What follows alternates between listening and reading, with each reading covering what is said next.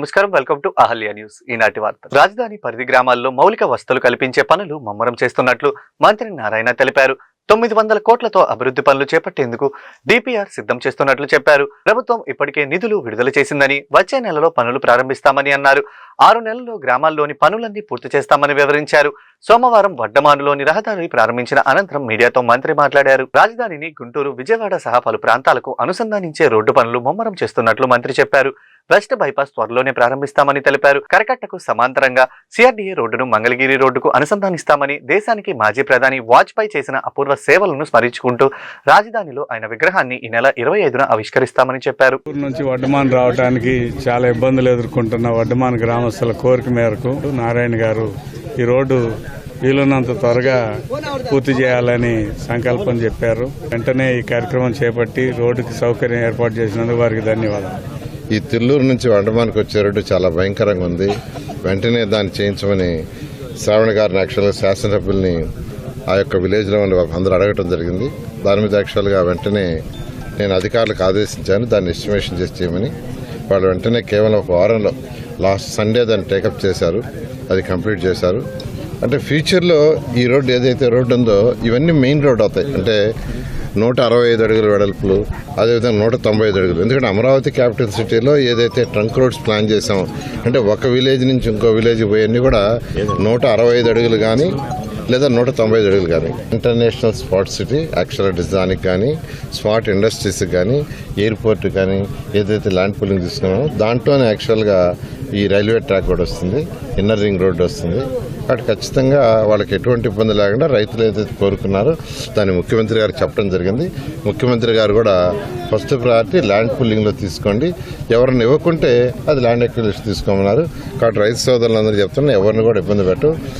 29 గ్రామాల్లో ఏదైతే మౌలిక వస్తువులు దాదాపు 900 కోట్లతో డిపిఆర్లు తయారు చేశారు. కొన్ని జరుగుతూ ఉన్నాయి, కొన్ని అయినాయి.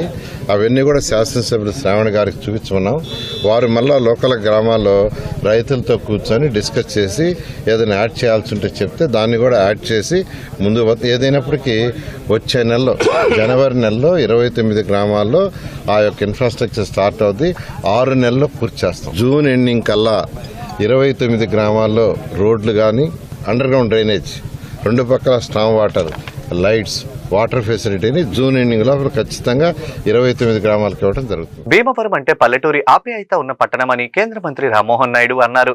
ఈ రోజు సాయంత్రం ఉండి బైపాస్ రోడ్డు వద్ద మాజీ ప్రధాని అటల్ బిహారీ వాజ్పేయి విగ్రహానికి కేంద్ర మంత్రి ఆవిష్కరించారు. ఈ సందర్భంగా కేంద్ర మంత్రి మాట్లాడుతూ వాజ్పేయి విగ్రహం ఆవిష్కరణ తన పూర్వజన్మ సుకృతమని అన్నారు.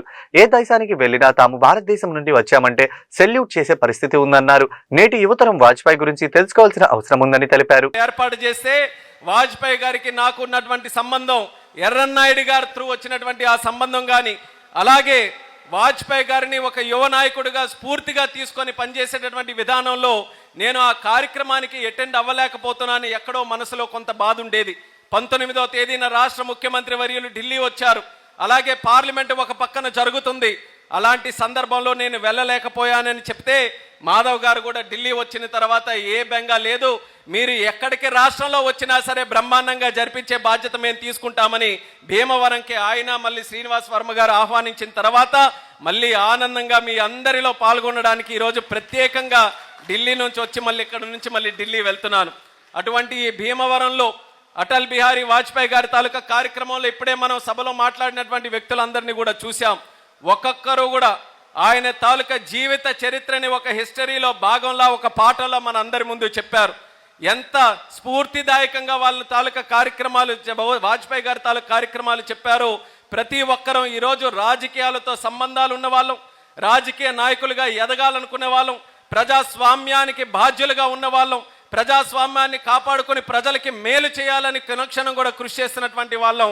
మన అందరికీ కూడా నిత్య స్ఫూర్తి ప్రదాత అటల్ బిహారీ వాజ్పేయి గారు అనేది మరొకసారి తెలియజేసుకుంటున్నాను. ఈరోజు మన భారత ప్రధానమంత్రి నరేంద్ర మోదీ గారి తాలూకా ఆధ్వర్యంలో భారతదేశం ప్రపంచంలోనే ఒక ఉన్నతమైనటువంటి దేశంగా ఈరోజు కీర్తించబడుతుంది. ఏ దేశాలకు వెళ్ళినా సరే ప్రతి ఒక్కరు కూడా మేము భారతదేశం నుంచి వచ్చామనంటే తలెత్తుకొని సెల్యూట్ చేసేటటువంటి పరిస్థితి ఈరోజు మన దేశానికి వచ్చిందనంటే దానికి కారణం నరేంద్ర మోదీ గారు అనేది కూడా తెలియజేస్తున్నాను. అయితే అది గత 11 సంవత్సరాలు నరేంద్ర మోదీ గారు చేసినటువంటి కృషి ఎంత ఉన్నా సరే ఆ రోజు విత్తనం, ఆ రోజు ఆ పునాది వేసినటువంటి నాయకుడు మహానుభావుడు అటల్ బిహారీ వాజ్పేయి గారు అనేది మనం అందరం గుర్తు చేసుకోవాలి. ఆయన కేవలం రాజకీయాల్లోనే నాయకుడు కాదు, ఒక రాజనీతిజ్ఞుడు.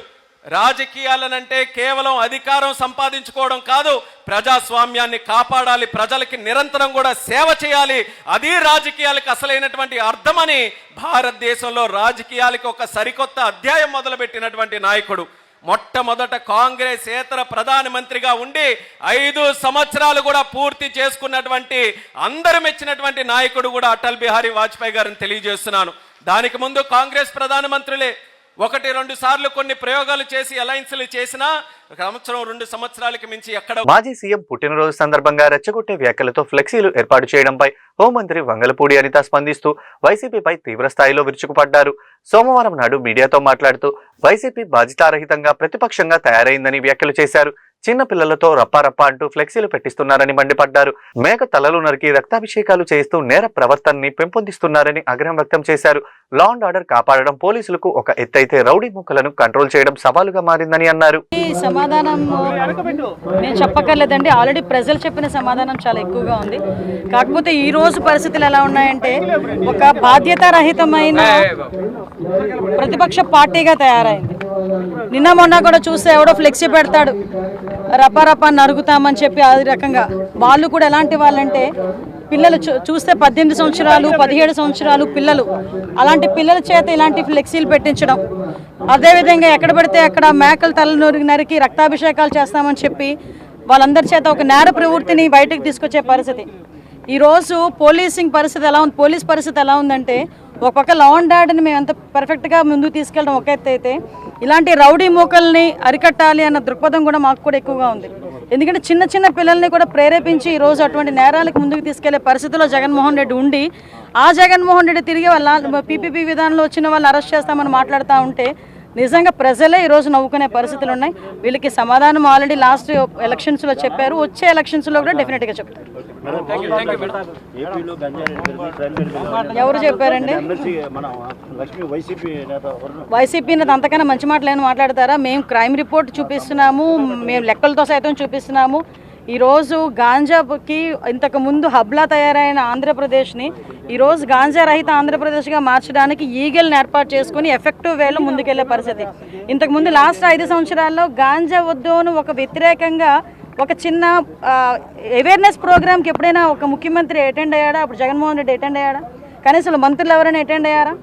కనీసం ఈరోజు కొన్ని వేల అవేర్నెస్ ప్రోగ్రామ్స్ ఏర్పాటు చేయడమే కాదు, ఈరోజు గాంజా కల్టివేషన్ ఆంధ్రప్రదేశ్లో జీరోని చేసిన పరిస్థితి కూడా కనిపిస్తూ ఉంది. ఎక్కడైనా ట్రాన్స్పోర్టేషన్లో కూడా గాంజా ఎక్కడైనా కనిపిస్తే కనుక ఇమీడియట్గా పట్టుకుని వాళ్ళ మీద ఎన్డీపీఎస్ యాక్ట్ ప్రకారం వాళ్ళందరినీ కూడా అరెస్టులు చేయడం జరుగుతుంది. ఎక్కడిదక్కడ మేము కట్టుదిట్టంగా మేము క్లియర్గా కట్టుదిట్టమైన చర్యలు తీసుకుంటున్నాం. గాంజా విషయంలో కూడా ఎవరిని ఉపేక్షించే పరిస్థితి లేదు. ఆఖరికి మీ అందరికీ తెలుసు, రౌడీ మూకల తాలూకు ఆటలు కూడా కట్టించే పరిస్థితులు ఈరోజు మా యంత్రాంగం అంతా కట్టిస్తుంది. అలా కాదండి, మీరు మాట్లాడితే రెడ్ బుక్ అంటారు. మేము ఇప్పుడు వరకు తీసుకొచ్చిన ఉద్యోగాల గురించి మీరు మాట్లాడండి. నేనేమంటానంటే మీరు కూడా ఒక బాధ్యతాయుతమైన పొజిషన్లో ఉన్నారు. మాట్లాడితే వాళ్ళు ఎవరు ప్రతిపక్షాలు వాళ్ళు ఎవరో మాట్లాడే పరిస్థితులు కాదు. ఈరోజు మేము నిజంగా ఎవరైతే ప్రజలకు అన్యాయం చేశారో, ఎవరైతే ప్రజలకి ఇబ్బందులు పెట్టారో వాళ్ళని కూడా మేము న్యాయబద్ధంగానే మేము వాళ్ళ మీద చర్యలు తీసుకుంటున్నాం తప్పించి ఎక్కడ కూడా కక్షలు కార్పణ్యాలు మేము పెట్టుకోలేదు. వాళ్ళు పెట్టుకున్నట్టే కక్షలు తెలుగు చిత్ర పరిశ్రమ మధ్య సంబంధాలను మరింత బలోపేతం చేసే దిశగా అడుగులు పడుతున్నాయి. టాలీవుడ్ ని పీడిస్తున్న దీర్ఘకాలిక సమస్య పరిష్కరించడానికి ఏపీ కూటమి ప్రభుత్వం సిద్ధమైంది. దీనిలో భాగంగా త్వరలోనే రాష్ట్ర ప్రభుత్వం సినీ ప్రముఖులతో ఒక కీలక సమావేశాన్ని నిర్వహిస్తుందని తెలుస్తుంది. ఈ ప్రక్రియ నేరుగా కాకుండా ఒక పక్క ప్రణాళికతో సాగనుంది. మంత్రి కద్దుల దుర్గేష్ వెల్లడించిన వివరాల ప్రకారం ఈ కీలక ప్రక్రియ 2 దశల్లో జరగనుంది. తొలుత సినిమాటోగ్రఫీ హోంశాఖ ఉన్నతాధికారుల ఆధ్వర్యంలో ఒక అంతర్గత సమావేశం జరగనుంది. చిత్ర పరిశ్రమ ఎదుర్కొంటున్న సాంకేతిక పరిపాలన పరమైన చిక్కులను ఈ సమావేశంలో అధికారులు క్షుణ్ణంగా చర్చిస్తారు. ఒక మీటింగ్ పెడుతున్నామండి. దానికి సంబంధించి విధి విధానాలు ఎలా ఉండాలి, లేకపోతే ఈ కొత్త సినిమాలు రిలీజ్ అయినప్పుడు ఏ రకమైన ఆలోచన చేయాలి మనం, తర్వాత వాళ్ళ ఇబ్బందుల్ని ఎలా తొలగించాలనేటువంటి దాని మీద 2-3 రోజుల్లో ఒక మీటింగ్ జరుగుద్ది. అమాంగ్ అఫీషియల్స్ అందరూ, హోమ్ డిపార్ట్మెంటు, సినిమాటోగ్రఫీ డిపార్ట్మెంట్ అన్ని కలిసి. వాటి తర్వాత అది మీకు నేను తెలియజేస్తాను. నంది అవార్డులు కూడా చాలా సీరియస్గా ముఖ్యమంత్రి గారు కూడా వెంటనే జరగాలి. 2 జరగాలి. ఒకటి నంది అవార్డులు జరగాలి, ఇంకొకటేమో నంది నాటకోత్సవం కూడా జరగాలి. ఈ రెండు నాటకాన్ని సినిమాని సమానంగా తీసుకోవాలన్న ఆలోచనతోటి ఉగాదికి ఈ నంది పురస్కారాలు అదేవిధంగా నంది నాటకోత్సవాలు కూడా ఉగాదికి చేయాలనేది ఒక ఆలోచన ముఖ్యమంత్రి గారు దృష్టిలో పెట్టాం. వారు కూడా దీనికి సుముఖంగానే ఉన్నారు. త్వరలోనే అవన్నీ ఫైనలైజ్ చేసి గతంలో ఏవైతే మనం అనౌన్స్ చేశామో వాటిని ఇప్పుడు కొత్తగా ఈ ప్రభుత్వం వచ్చిన తర్వాత చేయాల్సినవి వీటన్నిటిని కూడా మనం సమన్వయపరుచుకుని చేయాలి. ఎందుకంటే వాళ్ళు 5 సంవత్సరాలు దాన్ని ఎత్తలేదు, మొత్తానికి దాన్ని వదిలేశారు. అవి మనం ఫ్రెష్గా స్టార్ట్ చేయాలి కాబట్టి ఎలా చేయాలి, ఎప్పటి నుంచి చేయాలి అనేటువంటి దాన్ని ఒకటి ప్లాన్ చేస్తున్నాం. తొందరలోనే మీకు తెలియదు. అంటే మనం ఇది ఇప్పటికే మన దగ్గర ఒక పాలసీ తీసుకున్నాం. ముందు మన ఒక జీవో కూడా ఉంది. ఏంటంటే బడ్జెట్ని బట్టి కొంచెం సపోర్ట్ చేయాలనేటువంటి ఆలోచన, మన ఆంధ్రప్రదేశ్లో షూటింగ్ చేసుకుంటున్నటువంటి సినిమాలకి కొంత సపోర్ట్ ఇవ్వాలనే ఆలోచన, బాగా హై బడ్జెట్ సినిమాలు ఉంటే వాటికి కొంత సపోర్ట్ ఇవ్వాలి, ఎందుకంటే థియేటర్స్ ద్వారా వాళ్ళకి వచ్చే ఇన్కమ్ తగ్గుతుంది కాబట్టి అనేటువంటి ఆలోచనతో ఒక జీవో ఇంతకుముందే ఉంది. దాన్ని సోఫార్ మనం ఇంప్లిమెంట్ చేస్తూ ఉన్నాం. ఇప్పుడు మళ్ళీ మారిన నేపథ్యంలో ఏ రకంగా దీన్ని ముందు తీసుకెళ్లాలనేటువంటిది రేపు జరిగే మీటింగ్లో డిసైడ్ చేసి ఫైనలైజ్ చేస్తాం. Excluding remuneration to the artist, మిగతా బడ్జెట్ కానీ ఎక్కువ ఉంటే దానికి మనం సపోర్ట్ ఇవ్వాలి అనేటువంటిది ఒక ఆర్గ్యుమెంట్ నడుస్తుంది. మొత్తంగా మనం దానికి సంబంధించినటువంటి బడ్జెట్ అంటే ఆర్టిస్టులకి ఇచ్చే రెమ్యూనరేషను, టెక్నీషియన్స్కి ఇచ్చే రెమ్యూనరేషను అన్నీ కలిపితేనే బడ్జెట్ అనేటువంటిది ఉంది కనుక దాన్ని కూడా దృష్టిలో పెట్టుకుని ఇవ్వాలనేటువంటి ఒక ఆర్గ్యుమెంట్ ఉంది. మేము ఆ రెండింటికి మధ్యగా ఎలా చేస్తే బాగుంటుంది, ఏ రకంగా ప్రొడ్యూసర్ని, డిస్ట్రిబ్యూటర్ని అందరినీ కూడా మనం ఎంకరేజ్ చేయగలుగుతాం, అది అందులో కూడా మనం చేయాల్సిన ఆలోచన కూడా ఏంటంటే ఆంధ్రప్రదేశ్లో షూటింగ్ ఎక్కువ జరుపుకునేటువంటి సినిమాలు, అదేవిధంగా కొంచెం నిజంగానే బడ్జెట్ ఎక్కువ అయ్యేటువంటి సినిమాలు, వాటి మీద ప్రత్యేకంగా దృష్టి పెట్టాలని ఆలోచన చేస్తున్నాం. ఇవన్నీ కూడా రేపు జరిగే మీటింగ్లో డిస్కస్ చేసి సినిమా రంగానికి సంబంధించిన అన్ని అంశాల మీద చర్చించి ఫైనల్ నిర్ణయం తీసుకుంటాం. ఇప్పుడు తీసుకున్నటువంటి జీవో మన దగ్గర ఏమీ లేదండి, కొత్తగా మనం ఏమి తీసుకోలేదు. జీవో పాత జీవోని కంటిన్యూ చేస్తున్నాం. అది ఇప్పుడు మనం ఫ్రెష్గా దాని మీద కొత్త జీవో తీసుకురావాలంటే దాని యొక్క పూర్వపరాలు అన్ని కూడా మనం. చంద్రబాబు కోసం కేసీఆర్ చేసిన వ్యాఖ్యలను గుడివాడ అమర్నాథ్ సమర్థించారు. కేసీఆర్ ఎన్నడూ అబద్ధాలు మాట్లాడలేదు, అందుకే ఆయన అంత పెద్ద నేత అయ్యారని, చంద్రబాబుపై ఆయన చేసిన వ్యాఖ్యలను నేను పూర్తిగా ఏకీభవిస్తున్నానని, ప్రభుత్వంలో ఉండి ప్రజల కోసం ఆలోచించాలి, కొడుకు కుటుంబం కోసం కాదు అని ఆయన అన్నారు. అంతకుముందు చేరికల కార్యక్రమం సమయంలో ఆఖరి నిమిషంలో విఎంఆర్డీఏ చిల్డ్రన్స్ ఏరియా సిబ్బంది అనుమతి నిరాకరిస్తే గేటుకు తాళం వేశారు. ఈ క్రమంలో గేటు ముందు వైఎస్ఆర్సీపీ నేతలు ధర్నాకు దిగారు. కూటమి ప్రభుత్వానికి వ్యతిరేకంగా నినాదాలు చేయడంతో పోలీసులు ఎంట్రీ ఇచ్చారు. దీంతో పరిస్థితి స్వల్ప ఉద్రిక్తంగా మారింది. కేసీఆర్ గారు నాకు తెలిసి ఆయన ఎప్పుడు అబద్ధాలు చెప్పింది నేను ఎప్పుడు చూడలే, అందుకనే అంత పెద్ద నాయకుడు అయ్యాడు ఆయన. సో డెఫినెట్గా కేసీఆర్ గారు చెప్పారంటే ఓ రకంగా అది అందులోని వాస్తవం లేకుండా ఏం మాట్లాడరు, వాస్తవాలే మాట్లాడినట్టుగా కనబడింది. రెండోది ఎప్పుడు కూడా ప్రభుత్వం అనేటువంటిది ప్రజల పేదవాడి తాలూకా ఎదుగుదల, పేదవాడి తాలూకా భవిష్యత్తు గురించి ఆలోచించాలి తప్ప నా కొడుకు నేను బాగుంటే చాలు, నా కుటుంబం బాగుంటే చాలు అనుకున్నటువంటి వ్యక్తులు ఈ రాష్ట్రాన్ని పరిపాలించడం అనేటువంటిది కరెక్ట్ కాదు. సో ఏదేమైనప్పటికీ ప్రజలు అవకాశం ఇచ్చారు. ప్రజలు ఈరోజు ఆ అవకాశాన్ని ఇచ్చిన తర్వాత దాన్ని సద్వినియోగం చేసుకోవడం మానేసి అప్రజాస్వామిక పనులు, పబ్లిసిటీ, మార్కెటింగు, లేదా ప్రతిపక్షాల మీద అన్యాయంగా కేసులు పెట్టడం, దీని మీద వారి శ్రద్ధ ఎక్కువ కనబడతా ఉంది తప్ప. ప్లస్ నిన్నటి నుంచి జగన్మోహన్ రెడ్డి గారు పుట్టినరోజు వేడుకలు చూసిన దగ్గర నుంచి వీటన్నిటితోడు కడుపు మంట ఒకటి. సో ఇవన్నీ బాగా చంద్రబాబు నాయుడు గారు ఆయన కొడుకులో బాగా కనబడతా ఉన్నాయి. సో ఏదేమైనప్పటికీ నేను నిన్న కేసీఆర్ గారు చేసినటువంటి వ్యాఖ్యల్ని పూర్తిగా ఏకీభవిస్తూ, ఆయన చేసినటువంటి వ్యాఖ్యల్లో ఒక్క చిన్న మాట కూడా. గుంటూరు ఉర్దూ బాలికల ఉన్నత పాఠశాలలో గుంటూరు జిల్లా పాఠశాల విద్యాశాఖ ఆధ్వర్యంలో జిల్లా స్థాయి విద్యా వైజ్ఞానిక ప్రదర్శన సోమవారం ఘనంగా జరిగింది. గుంటూరు తూర్పు ఎమ్మెల్యే మహమ్మద్ నజీర్ ఈ కార్యక్రమానికి ముఖ్య అతిథిగా హాజరయ్యారు. ఈ సందర్భంగా చిన్నారులు ప్రదర్శించిన పలు వైజ్ఞానిక ప్రాజెక్టులను ఆయన తిలకించారు. ఈ సందర్భంగా ఎమ్మెల్యే మీడియాతో మాట్లాడుతూ ఉన్నతమైన ఆలోచనలకు నూతన ఆవిష్కరణలు దర్పం పట్టాయని అన్నారు. వ్యవసాయ రంగంలో ఆధునికత సంస్కరణలకు ఈ వైజ్ఞానిక ప్రదర్శన వేదికగా నిలిచిందని అన్నారు. ఈ కార్యక్రమంలో నగర deputy mayor Shaik Sajila, school ఉపాధ్యాయ బృందం పాల్గొన్నారు.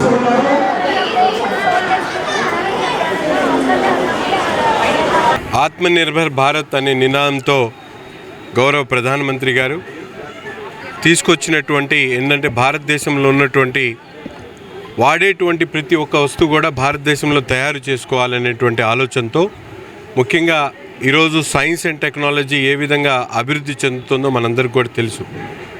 వాడుకునేటువంటి ప్రతి వస్తువును కూడా భారతదేశంలో తయారు చేయాలంటే కొత్త వస్తువులు కూడా దాని మీద దృష్టి పెట్టాల్సినటువంటి అవసరాన్ని గుర్తించి, ముఖ్యంగా పిల్లల్లో ఈరోజు కేవలం చదువులంటే పుస్తకాలకు పరిమితం కాకుండా టెక్నాలజీ పరంగా, సైన్స్ పరంగా వారు కొత్త వస్తువులను తయారు చేయాలి. ముఖ్యంగా కొన్ని అంశాలను తీసుకొని ఈరోజు సస్టైనబుల్ అగ్రికల్చర్ దగ్గర నుండి గ్రీన్ ఎనర్జీ దగ్గర నుంచి వేస్ట్ టు వెల్త్ కానీ ఇటువంటి 7 అంశాల మీద ఈరోజు రాష్ట్ర వ్యాప్తంగా సైన్స్ ఎగ్జిబిషన్లు నిర్వహించడం జరుగుతూ ఉంది. అందులో నుంచి ప్రతి ఒక్క మండలానికి ఒక క్లస్టర్కి ఒక తీసుకొని ఒక ప్రొమో తీసుకొని దానిని పూర్తి స్టేట్ వైడ్గా కొంత మంచి ఐటమ్స్ని సెలెక్ట్ చేసి వాళ్ళకి మంచి గిఫ్ట్లు ఇచ్చేటువంటి కార్యక్రమాన్ని తీసుకొని, ఎందుకంటే దీనివల్ల ప్రతి ఒక్క విద్యార్థి కూడా మనం ఏం తయారు చేయగలుగుతాం అనేటువంటి ఆలోచనని, ఒక సంకల్పాన్ని అభివృద్ధి చేయాలనేటువంటి ఆలోచనతో ఈరోజు ఈ కార్యక్రమాన్ని గౌరవ ముఖ్యమంత్రి గారు అలాగే నారా లోకేష్ గారు ఐటీ శాఖ మంత్రి గారు పెద్ద ఎత్తున చేపట్టడం చాలా గొప్ప విషయం. ఈరోజు ఈ స్కూల్లో మేము చూసాం, చాలా మంచి అగ్రికల్చర్కి సంబంధించినటువంటి వాటర్ యూసేజ్ కానీ, ఫెర్టిలైజర్స్ కానీ, ఆర్గానిక్ అగ్రికల్చర్ కానీ, అలాగే ఇప్పుడే ఒక మంచి ఐటమ్, ఎందుకంటే హ్యాండిక్యాప్ పర్సన్స్ ఉన్నారు. ఈరోజు వాళ్ళందరికీ కూడా ఒక అసిస్టెంట్ కావాలని చెప్పి ప్రజలు ఇబ్బందులు పడుతున్నటువంటి పరిస్థితుల్లో ఇటువంటి ఇన్నోవేషన్ ఏదైతే ఉందో, ఒకే చైర్ మీద కూర్చొని అతనికి కావాల్సినటువంటి అన్ని వస్తువుల్ని సమకూర్చుకునేటువంటి ఒక మంచి ఆలోచనతో, సృజనాత్మకతో ఒక విద్యార్థి ఆలోచించడం అనేది చాలా గొప్ప విషయం.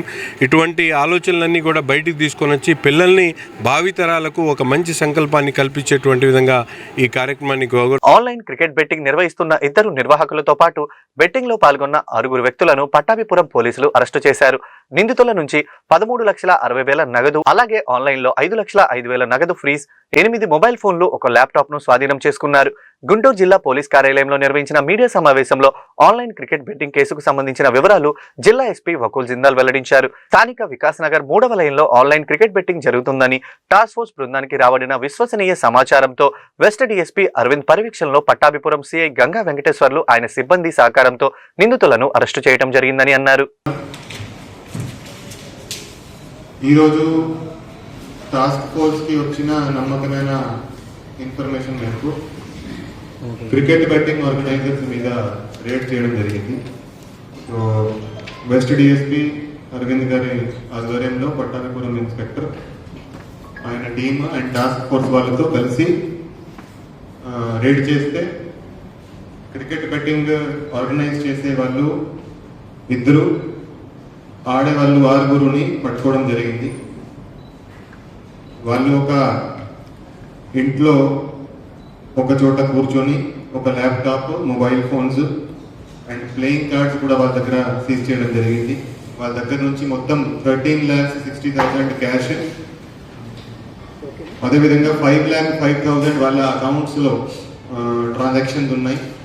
సో మొత్తము 18,65,000 డబ్బు సీజ్ చేయడం జరిగింది, ఫ్రీజ్ చేయడం జరిగింది. 8 మొబైల్ ఫోన్స్, 1 ల్యాప్టాప్ వాళ్ళ దగ్గర నుంచి సీజ్ చేయడం జరిగింది. దీంట్లో మెయిన్ ముద్దాయి తాటినేని శ్రీనివాసరావు అని ఆయన. అతను గత 10 సంవత్సరాల నుంచి క్రికెట్ బెట్టింగ్ ఆడుతున్నారు, అదేవిధంగా ఆడిపిస్తున్నాడు. అతనితో పాటు అతను ప్రతిష్ఠ చేసే అతను విజయభాస్కర్ రెడ్డి. వీళ్ళిద్దరు కలిసి పీచ్ ఎక్స్చేంజ్ యాప్ అని ఒకటి ఉంది. సో ఆన్లైన్ వాళ్ళు బెట్టింగ్ చేపిస్తారు. పీచ్ ఎక్స్చేంజ్ అది ఆన్లైన్లో వాళ్ళు లాగిన్ ఐడీస్, పాస్వర్డ్స్ తీసుకొని ఎవరైతే ఆడేవారు ఉంటారో వాళ్ళకి సప్లై చేస్తారు. సో వాళ్ళంతా కూడా ఎవరైతే ఆడతారో వాళ్ళు ఆన్లైన్ ఫోన్పే మీద ట్రాన్సాక్షన్ చేస్తారు, వీళ్ళు అకౌంట్కి పంపిస్తారు, అదేవిధంగా క్యాష్ కూడా ఇస్తారు. సో ఈ ఆడినాక ఏదైతే వాళ్ళు గెలిస్తే లేకపోతే ఓడితే ఆ 24 అవర్స్లో నెక్స్ట్ 1 డేలో ఈ అమౌంట్ సెటిల్ చేయడం జరుగుతుంది. సో ఈ బెట్స్ పెట్టే వాళ్ళు కూడా మనకి 6 దొరికారు. వాళ్ళు 100 రూపాయల నుంచి 10,000 వరకు బెట్స్ ప్లేస్ చేస్తూ ఉంటారు. సో ఈరోజు ఈ బిగ్ బ్యాష్ లీగ్ ఆస్ట్రేలియాలో జరుగుతుంది. ఆ మ్యాచ్ మీద వాళ్ళు బెట్టింగ్ చేస్తూ మనకి దొరికారు. వాళ్ళని ఈ 8 మందిని అరెస్ట్ చేయడం జరిగింది. వాళ్ళ మీద ఆర్గనైజ్డ్ క్రైమ్ సెక్షన్ కూడా పెట్టడం జరిగింది. దాంట్లో అరెస్ట్ అయ్యి రిమాండ్ అయ్యే అవకాశం కూడా ఉంటుంది. వాళ్ళ మీద ఆర్గనైజ్డ్ క్రైమ్ సెక్షన్ పెట్టి వాళ్ళ మీద కఠిన చర్యలు తీసుకోవడం జరుగుతుంది. అదేవిధంగా ఎవరైతే ఈ తాటినేని శ్రీనివాసరావు ఉన్నాడో నిండుముక్కల గ్రామానికి చెందిన జంజనం కోటేశ్వరరావు నుండి నాకు ప్రాణహాని ఉందని అతని నుండి నన్ను రక్షించుకోవాలంటూ జిల్లా ఎస్పీ కార్యాలయంలో నిర్వహిస్తున్న ప్రజా సమస్యల పరిష్కార వేదికలో తెనాలి గ్రామానికి చెందిన కన్యకంటి దినకర్ రవీంద్రనాథ్ ఎస్పీకి ఫిర్యాదు చేశారు. ఈ సందర్భంగా ఆయన మీడియాతో మాట్లాడుతూ అవసరానికి డబ్బులు వాలని 2021 డిసెంబర్లో 18 లక్షలు నా వద్ద తీసుకున్నాడని తెలిపారు. అతనిని డబ్బులు తిరిగి ఇవ్వమని అడిగితే నా వద్ద లేవు, నా వద్ద ఉన్నప్పుడు ఇస్తాను, అప్పటి వరకు నన్ను అడగవద్దంటూ బెదిరిస్తున్నాడని ఆవేదన వ్యక్తం చేశారు. నాకు న్యాయం చేయమని పలువురు పోలీసులు ఉన్నతాధికారులు కలిసి ఇప్పటి వరకు ఎవరూ న్యాయం చేయలేకపోయారని వాపోయారు. నా వయసు ఇప్పుడు 70 సంవత్సరాలు. ఈ వయసులో అతని వద్ద డబ్బులు ఇవ్వమని ఎన్నోసార్లు అడిగాను, అయినా అతను నన్ను కనికరించలేదని ఆవేదన వ్యక్తం చేశారు. చివరిగా గుంటూరు జిల్లా ఎస్పీని కలవటం జరిగిందని, ఎస్పీ నాకు న్యాయం చేస్తానని హామీ ఇచ్చారని చెప్పారు. రెవెన్యూ డిపార్ట్మెంట్ వర్క్ చేసి రిటైర్ అయి ఉన్నాను. ఒకే ఒక వ్యక్తి సామాన్యుడు 5వ క్లాస్ తప్పాడు, తెలుగులో సంతకం పెడతాడు. అతని పేరే జంజనం కోటేశ్వరరావు, నిడుబుక్కల గ్రామ నివాసి, తాడికొండ మండలం, గుంటూరు జిల్లా. ఇతను ఎన్ని పాఠశాలలో రావణాసురుడు 10 తలకాయలాగా 100 తలకాయలాగా అనేక రకాలుగా చీటర్గా ఉండి సామాన్యుల్ని మోసం చేస్తూ 5 కోట్ల రూపాయల దాకా ఇప్పుడు జనం దగ్గర ఆడి బాధితులు 10-15 మంది బాధితుల దగ్గర ముడికం తీసుకొని తిప్పుతూ, అదేమంటే వ్యవస్థలు ఏం చేయలేవు, పోలీసులు సివిల్ కేసు కాబట్టి ఏం చేయరు అనే ధైర్యంతో, రాజకీయ నాయకులు ఏం చేయరనే ధైర్యంతో ఆ డబ్బుల్లో నుంచి కొద్దిగా వాడుతూ పెట్టాల్సిన కాడ ఖర్చు పెడుతూ విపరీతంగా రాజకీయ ప్రచారం చేసుకుంటూ రాజకీయ పార్టీ స్థాపించానని చెప్పేసి ఏఆర్ఎస్ అనే పార్టీ పెట్టి ఆంధ్ర రాష్ట్ర సమితి అని తెలంగాణ టీఆర్ఎస్ని కాపీ కొట్టి మంగళగిరిలో లోకేష్ బాబు గారి మీద లాస్ట్ ఇయర్ పోటీ చేసి ఘోరంగా ఓడిపోయి డిపాజిట్లు కూడా తెచ్చుకోకుండా, అతని ఉద్దేశం ఏంటంటే కనీసం ఎలక్షన్ చివరిలో జగన్ గారికో చంద్రబాబు గారికో పార్టీని అమ్ముకుందాం అనుకున్నాడు. ఎవరో అతను వెంక చూడలేదు, ఇడిగా పలుకుబడి లేదని చెప్పేసి ఇప్పుడు ఆ రకంగా ఓడిపోయిన తర్వాత అతని ఇంటి ముందు కూర్చొని నిడుముక్కల్లో ఓల్డేజ్ పెన్షనర్స్ని, వృద్ధుల లేడీస్ని, జెంట్స్ని పోగు చేసి రోజు 200 రూపాయలు ఇచ్చి మధ్యాహ్నం భోజనం పెట్టి రిలే నిరాహార దీక్షను పెడుతూ చంద్రబాబు నాయుడు గారు మోసం చేస్తున్నాడు. మీరు భూములు ఇవ్వద్దు, 2 పెడతా, ఆయన రాజధాని కట్టడు, ఇస్తే 1 కోటి రూపాయలు అడగండి, తర్వాత ఎట్టపోతే మనకెందుకు, రైతు కూలీలు ఇంత అడగండి, రైతులు ఇంత అడగండి అని చెప్పేసి ఒక రేట్లు పెట్టి రైతులందరినీ పిలిచి రెచ్చగొడుతున్నాడు.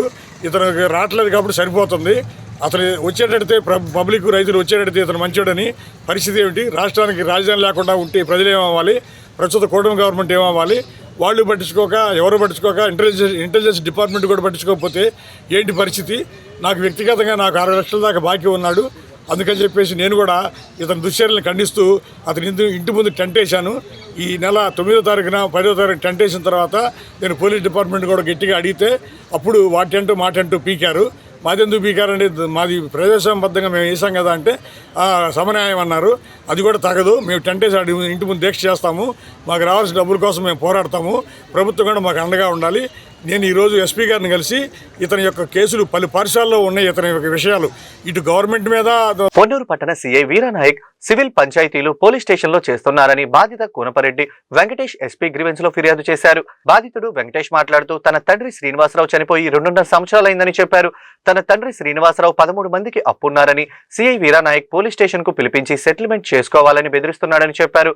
గత వారంలో తనకు పోలీస్ స్టేషన్ కు పిలిచి తెల్ల కాగితాలు, ప్రామిసరీ నోట్, జ్యుడిషియల్ స్టాంపుపై సంతకాలు పెట్టించుకున్నారని ఆందోళన వ్యక్తం చేశారు. పోలీసులు తనను బెదిరించి తన ఇంటి తాళాలు వేసి సిఐ తాళాలు తీసుకుని వెళ్లారని చెప్పారు. అయితే గతంలో తన తండ్రి రైతుల దగ్గర అప్పులు చేశారని, కొంతమంది సిఐ దగ్గరికి వచ్చారని సిఐ తనకు చెప్పారని తెలిపారు. గత 2.5 సంవత్సరాలుగా తన దగ్గర ఎవరు వచ్చినా తన తండ్రి అప్పు ఉన్నట్లు చెప్పలేదని అన్నారు.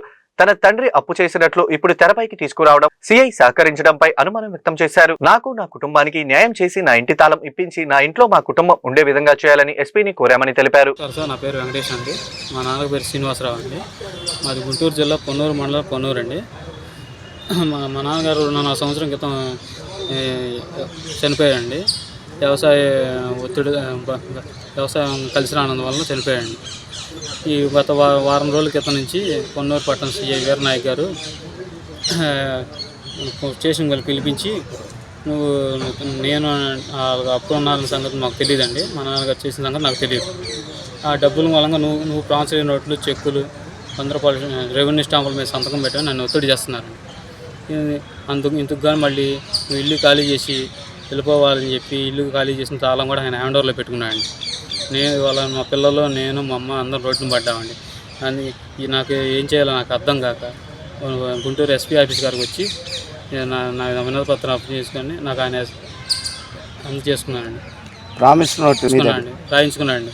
నువ్వు రాయాలి, నాకు రుజువైందని మా నాన్నగారు అని అడిగితే నీకు చెప్పాల్సిన పని లేదు, నువ్వు మూసుకొని నువ్వు సంతకాలు పెట్టు, ఖాళీ చేసి బలవంతంగా నువ్వు పెట్టావా? బలవంతంగా పెట్టించారండి. బలవంతంగా పెట్టించారండి. అంటే ఎవరో 13కి డబ్బులు ఇవ్వాలి, వాళ్ళు లక్ష్మీ అపర్ణ, రామశెట్టి శ్రీనివాసరావు, ఇంకా సోహన్ సార్ కొంతమంది పేర్లు ఉన్నాయి. వాళ్ళు వచ్చారా మిమ్మల్ని నాన్న అప్పున్నారని? తెలవలేదండి. ఎప్పుడన్నా చూసావా? ఇప్పుడే చూశాను సార్. ఇప్పుడు స్టేషన్ పిలిపిస్తే ఒకసారి వారం రోజుల క్రితం చూశాను. అంతేగాని ఇంతకుముందు మా ఇల్లు మాకు ఇప్పించాలండి. నాకు సీఏ గారి వల్ల నాకు ఇబ్బంది ఉంది, ప్రాణహాని ఉందండి, నన్ను కాపాడండి. దీనికోసం అందుకే ఎస్పీ ఆఫీస్ గారికి ఇప్పటికి వచ్చాను. ప్రజా సమస్యల పరిష్కార వేదిక స్పందన కార్యక్రమం గుంటూరు జిల్లా కలెక్టరేట్ ప్రాంగణంలోని ఎస్ఆర్ శంకరన్ కాన్ఫరెన్స్ హాల్లో సోమవారం జరిగింది. ఈ సందర్భంగా జిల్లా నలుమూల నుండి వచ్చిన బాధితులు తమ సమస్యలు పరిష్కరించాలని కోరుతూ కలెక్టర్ తమీం అన్సారియాకు విజ్ఞాపన పత్రాలు అందజేశారు. ఆయా సమస్యలను సకాలంలో పరిష్కరించాలని సంబంధిత అధికారులను కలెక్టర్ ఆదేశించారు. ప్రభుత్వ సంక్షేమ కార్యక్రమాలను అర్హులకు అందించాలని అన్నారు.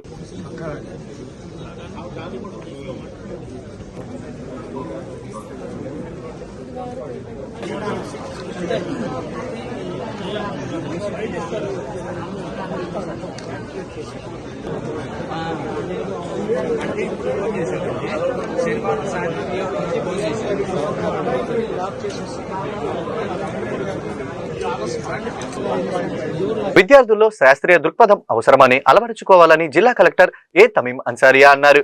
ప్రభుత్వ బాలుర ఉర్దూ పాఠశాలలో విద్యాశాఖ నిర్వహించిన విద్యా వైజ్ఞానిక ప్రదర్శన ముగింపు కార్యక్రమంలో సోమవారం జిల్లా కలెక్టర్ పాల్గొన్నారు. ఈ సందర్భంగా జిల్లా కలెక్టర్ మాట్లాడుతూ విద్యార్థుల్లో సృజనాత్మకత, సైన్స్ మీద ఆసక్తి పెరుగుటకు సైన్స్ ఫెయిర్లు ఉపయోగపడతాయని అన్నారు. ఒక అంశం పట్ల స్పష్టమైన నిర్ధారణ అవసరమని, అందుకు శాస్త్రీయ దృక్పథం తోడవుతుందని చెప్పారు.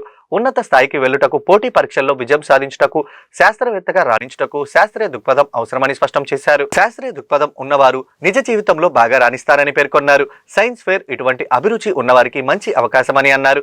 ఉపాధ్యాయులు బాగా ప్రోత్సహిస్తున్నారని అభినందించారు. మీ పిల్లల గెలుపు మీకు ఎంతో సంతోషం కలిగిస్తుందని, ఇదే ప్రోత్సాహం స్ఫూర్తి కలిగిస్తూ విద్యార్థులకు భవిష్యత్తుకు గట్టి పునాదులు వేసుకోవాలని కోరారు. విద్యారంగంలో ప్రభుత్వం మంచి సంస్కరణలు తీసుకువస్తుందని తెలిపారు. ప్రభుత్వ పాఠశాలలు ప్రైవేట్ పాఠశాలల కంటే బాగా ఉన్నాయని అన్నారు.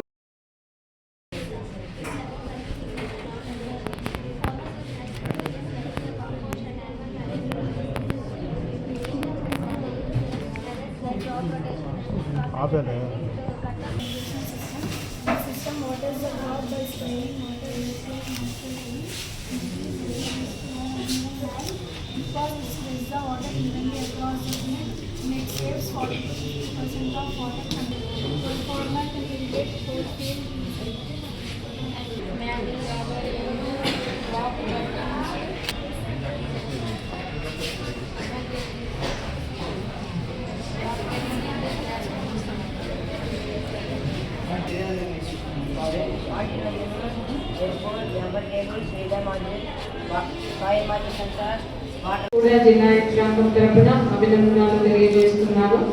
అదేవిధంగా ఈరోజు ఇక్కడ ఇప్పుడు cultural activities, cultural dance performance చేసిన స్టూడెంట్స్ అందరికీ కూడా అభినందనలు తెలియజేస్తున్నాను. చక్కటి పర్ఫార్మెన్స్ చేశారు మీరు అందరూ కూడా. అదేవిధంగా స్పోర్ట్స్లో విన్ చేసిన అందరు స్టూడెంట్స్ కూడా congratulations, all the very best. So మీ అందరికీ కూడా తెలుసు, స్కూల్ ఎడ్యుకేషన్ డిపార్ట్మెంట్ నుంచి మన గవర్నమెంట్ స్కూల్స్లో పిల్లలు ఒక స్కిల్స్ని ఇంప్రూవ్ చేయడానికి, వారి ఒక కాంపిటేటివ్ స్పిరిట్ మీద ఉన్న ఒక ఇంట్రెస్ట్ అనేది పెరుగుతుంది. బికాస్ థియరటికల్గా చదవకుండా దాన్ని ఒక ప్రాజెక్ట్ రూపంలో చేయడం వలన మీ యొక్క క్లారిటీ కూడా ఇంప్రూవ్ అవుతుంది. అదేవిధంగా మీరు డిగ్రీ చేస్తున్నప్పుడు కూడా ఇంజనీర్గా రావడానికి మీకు ఈ సైంటిఫిక్ కాన్సెప్ట్స్ అనేది చాలా చాలా ఇంపార్టెంట్. ప్రతి ఒక్కరికి కూడా మన డే టు డే లైఫ్లో ఉన్న డిఫరెంట్ అంశాలని అండర్స్టాండ్ చేసుకోవడానికి ఈ సైంటిఫిక్ టెంపర్ అనేది చాలా చాలా ఇంపార్టెంట్. ఇటువంటి సైన్స్ ఫెయిర్ వలన మీకు స్టూడెంట్స్ అందరికీ కూడా ఒక మంచి ఆపర్చునిటీ. స్టూడెంట్స్ని ఇలా ఎంకరేజ్ చేసిన టీచర్స్ కూడా, ఎవరైతే మన science teachers and all the teachers కూడా మనస్ఫూర్తిగా అభినందనలు తెలియజేస్తున్నాను. బికాస్ మీరే మీ పిల్లలకు ఒక గైడ్గా ఉండి, ఒక మెంటర్గా ఉండి, మీకు తెలుసు ఇప్పుడు గవర్నమెంట్ నుంచి స్కూల్ ఎడ్యుకేషన్ డిపార్ట్మెంట్ నుంచి దేర్ ఆర్ డిఫరెంట్ రిఫార్మ్స్ తీసుకొస్తున్నారు. దాని వలన మన ఆంధ్రప్రదేశ్ రాష్ట్రంలో ఉన్న గవర్నమెంట్ స్కూల్స్ ప్రైవేట్ స్కూల్స్ కంటే ఇంకా మంచిగా అంటే బాగా ఇప్పుడు ఎఫెక్టివ్ గా ఉన్నాయి మన గవర్నమెంట్ స్కూల్స్. దానికి ఒక చిన్న ఎగ్జాంపుల్స్, ఇప్పుడు మనకి ఏదైతే ప్రైమరీ స్కూల్స్ ఉన్నాయో అక్కడ ఫౌండేషన్ చేసి ఒక సైంటిఫిక్ వేలో పిల్లలు ఒక reading skills, writing skills, understanding skills ని ముఖ్యంగా ఏదైతే మనకు లాంగ్వేజ్ ఉందో, మ్యాథమెటిక్స్ ఉందో దాంట్లో అదేవిధంగా ఇంగ్లీష్ లో ఇంప్రూవ్ చేయడానికి చేస్తున్నారు. అదేవిధంగా పిల్లలకు ఒక హోలిస్టిక్ డెవలప్మెంట్ మీద ఫోకస్ చేయాలి అని హోలిస్టిక్ ప్రోగ్రెస్ కార్డ్ అన్న కాన్సెప్ట్ ని కూడా తీసుకురావడం జరిగింది. అదేవిధంగా పిల్లల యొక్క అసెస్మెంట్ ని కూడా వారికి ఎక్కువ బర్డెన్ ఉండకూడదు అని. ఈ వార్తలు ఇంతటితో సమాప్తం. తిరిగి మరో బులెటిన్లో మళ్ళీ కలుద్దాం. నమస్కారం.